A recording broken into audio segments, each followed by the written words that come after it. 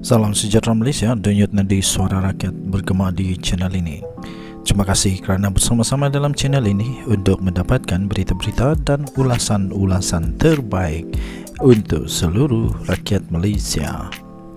Bagi anda yang pertama kali bersama-sama dalam channel ini, sila tekan butang subscribe, like dan share. Malaysia kita punya, cintai Malaysiaku, kita jaga kita. Sekali lagi, bagi anda yang pertama kali, sila tekan butang subscribe, like dan share. Kita mulakan berita menarik hari ini.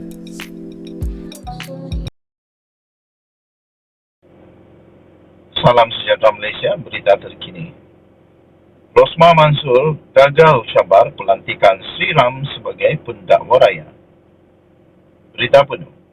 Rosmah Mansor telah gagal dalam permohonannya di Mahkamah Persekutuan untuk mencabar kesahihan pelantikan mendiang Gopal Sri Ram sebagai pendakwa raya utama dalam kes rasuah projek tenaga hybrid solar bernilai 1.25 bilion ringgit. Panel 3 hakim yang dipengerusikan sendiri oleh Presiden Mahkamah Rayuan Abang Iskandar Abang Hashim pagi ini menolak permohonan kebenaran rayuan isteri bekas Perdana Menteri Najib Razak yang sedang melingkup di penjara. Rosmah Mansor merayu terhadap keputusan Mahkamah Tinggi Kuala Lumpur pada 2 tahun yang lalu yang menolak kebenarannya untuk meneruskan semakan kehakiman yang menyasarkan kesahihan pelantikan bekas Hakim Mahkamah Persekutuan Sri Ram sebagai timbalan pendakwa raya. Mahkamah Rayuan mengekalkan keputusan berkenaan tahun lepas. Rosmah mempunyai rawat rayuan berasingan yang belum selesai di Mahkamah Rayuan untuk membatalkan sabitan bersalahnya dan hukuman penjara 10 tahun serta denda sebanyak 970 juta ringgit Malaysia berhubung kes rasuah jenayah yang dikaitkan dengan projek untuk 369 sekolah luar bandar di Sarawak. Menurut salinan kertas kausa, isteri bekas Perdana Menteri Najib Razak itu mengemukakan 6 soalan undang-undang untuk dipertimbangkan oleh mahkamah dalam rayuan semakan kehakimannya. Antaranya ialah sama ada peguam negara iaitu Idris Harun pada ketika itu diberikan kuasa untuk mengeluarkan surat pelantikan yang bertarikh 21 Mei 2021 kepada bekas Hakim Mahkamah Persekutuan iaitu mendiang Gopal Sri Ram menjadi timbalan pendakwa raya kanan bagi kes rasuahnya yang akan berkuat kuasa pada 15 November 2018. Pasukan Peguam Rosmah Mansor berpendapat bahawa ia adalah isu kerana Idrus hanya dilantik sebagai AG pada 2021. Idrus kemudiannya meletakkan jawatan pada akhir tahun lalu dengan jawatan AG kini disandang oleh Ahmad Tariuddin Muhammad Saleh. Denyut nadi suara rakyat bergema di channel ini. Jangan lupa untuk tekan butang subscribe, like dan share. Malaysia kita punya, cintai Malaysiaku, kita jaga kita. Bye-bye. Salam sejahtera Malaysia, denyut nadi suara rakyat bergema di channel ini. Sanusi. Memang Sanusi seorang yang hebat. Tanda kutip hebat. Hebat kerana dapat sentiasa mencari, sentiasa membuat cerita sensasi, sentiasa dapat membuat menarik perhatian orang. Setiap kali dia buat cerita mesti dapat mesti akan membuat sensasi. Terbaru inilah saya mau minta rakan-rakan yang ada Mercedes Benz. Saya mau tahu kebenaran saja sebenarnya. Betulkah untuk repair absorber Mercedes, untuk repair absorber Mercedes boleh telan 40 hingga 50 ribu. Absorber pun mahal, kata Sanusi. Ini Sanusi sendiri yang cakap, dipetik daripada Harapan Daily, anda boleh baca di sana. Dia kata absorber pun mahal, sekali repair 40 ke 50 ribu.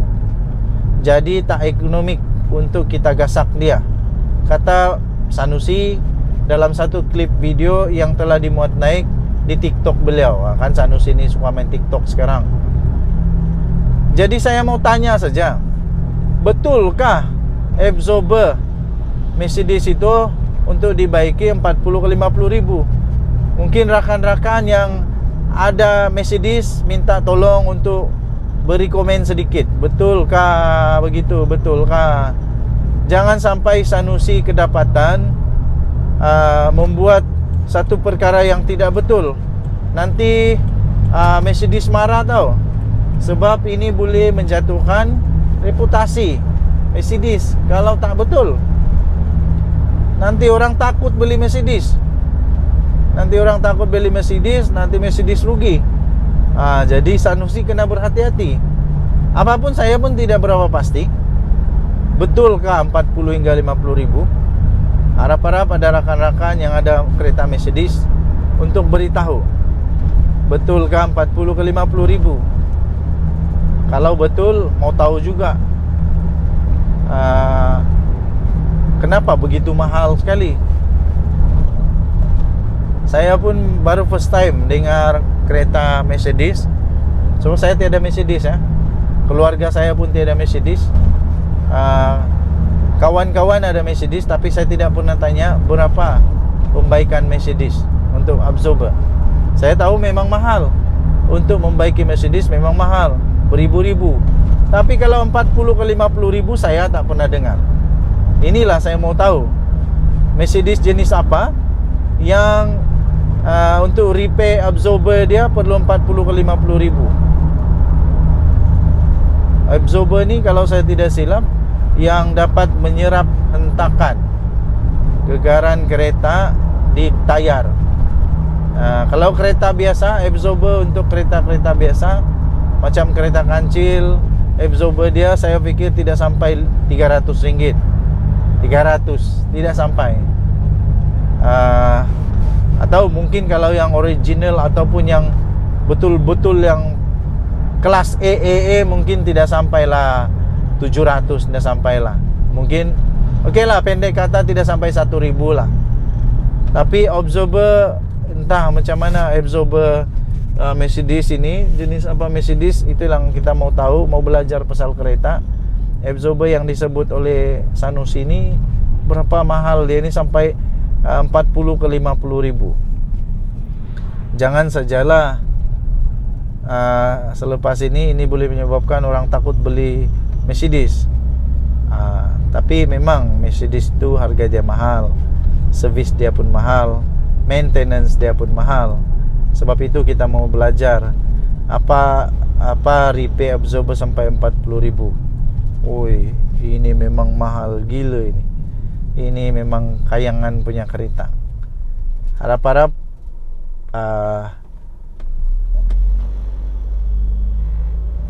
semua yang dikata oleh Sanusi ini betul lah. Kalau tidak betul nanti susah juga diri sendiri. Nanti kena saman dengan Mercedes, susah lagi. Jadi kalau tidak pasti jangan cakap. Okey, jadi kemungkinan yang lain adalah mungkin Sanusi tidak tahu tentang harga sebenar. Mungkin dia cakap-cakap saja, kita pun tidak pastilah kalau dia salah. Jadi kalau dia tidak tahu dan dia cakap salah, itu boleh dimaafkan lah, sebab dia tidak tahu. Tapi kalau dia tahu tapi dia tambah-tambah, itu tidak boleh dimaafkan lah. Jadi itu dua kemungkinan. Saya fikir ada sebab musabab dan ada fakta. Sanusi kata begitulah. Mungkin betul-betul 40 ke 50 ribu. Ini sebenarnya Sanusi sebut ketika dia bercakap tentang kereta baru negeri Kedah, kereta baru yang dia akan pakai, iaitu kereta Hyundai. Kereta Hyundai yang dia kata murah aje, bukan kereta mewah pun dia kata. Bukan kereta mewah-mewah, murah aje. Dan dia kata lagi, kalau dia pun ada duit, kalau dia nak beli pun boleh, dua pun boleh. Hui, kaya betul Sanusi. Tapi setelah disiasat, rupa-rupanya kereta itu nilai dia berapa? Hampir 400,000. Dan kalau Sanusi kata dia boleh beli dua, dia ada duit 800,000 ni. Wah, dia ada duit 800,000. Tapi dulu waktu dia kena saman, bukan main lambat lagi dia bayar. Tapi tidak tahulah sekarang sudah bayar ke tidak. Lagi satu, Kalau dia betul-betul kaya, lebih baik dia tolonglah orang-orang yang memerlukan. Seperti contoh saja, memetik saja contoh, ketika ada staff yang belum dapat gaji itu, boleh bantu mereka kan, boleh bantu mereka, ulurlah sikit-sikit. Janganlah sampai viral di seluruh Malaysia, janganlah sampai viral seluruh dunia, ada orang tahu baru nak bertindak. Kalau dia cukup banyak duit lah. Sebab kalau dia kata dia boleh beli sampai 2, itu bukan calang-calang orangnya. Businessman yang kaya pun bukan senang-senang tahu, boleh beli harga kereta sampai hampir 400,000, 2 biji lagi. Bukan calang-calang orang kaya macam begitu.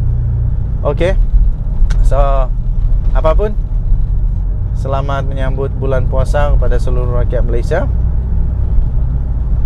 Kalau pergi bazar Ramadan, agak-agaklah berbelanja. Jangan keterlaluan. Sepatutnya di bulan Ramadan kita semua belajar untuk berjimat cermat. Berjimat cermat. Jangan pula buka puasanya lebih mahal daripada budget sebelum berpuasa. Sebab ada kawan saya kata, antara kebaikan bulan puasa adalah budget boleh kurang. Sebab makannya hanya beberapa kali sehari, dibandingkan sebelum ni banyak kali.